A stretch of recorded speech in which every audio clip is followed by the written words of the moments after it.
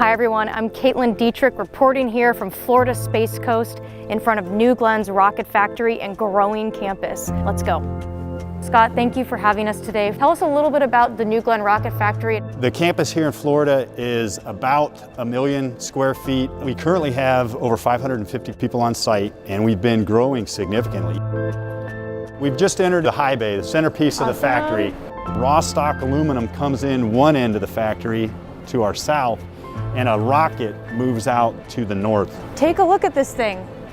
It's so cool to see New Glenn's first stage like this, just mocked up. With 180 feet, we're going to be towing something that's close to a football field in length, and it's also 23 foot in diameter, which is larger than anything flying today.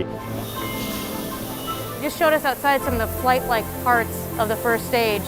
And this is where we're fabricating them right next door, right? That's right. This is one of our busiest shops right now. And the team can work on both the forward face, and another part of the team can be behind on the back face. Then they'll go out and be assembled to form that forward and aft module of the New Glenn first stage.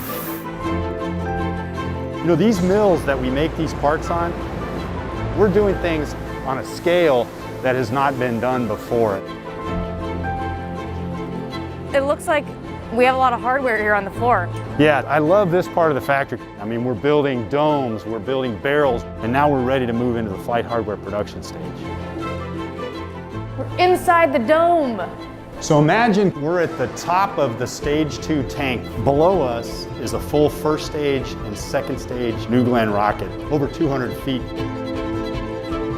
And we're now entering our composites hub. This is where our payload fairing, one of our other big elements of New Glenn, is made. This 7-meter payload fairing offers twice the volume of anything flying today. So when you're a payload customer, when you see this, you think, I can put a huge satellite in there, or I can put a whole bunch of small to medium satellites in there and really take advantage of the capability that New Glenn brings to the mix.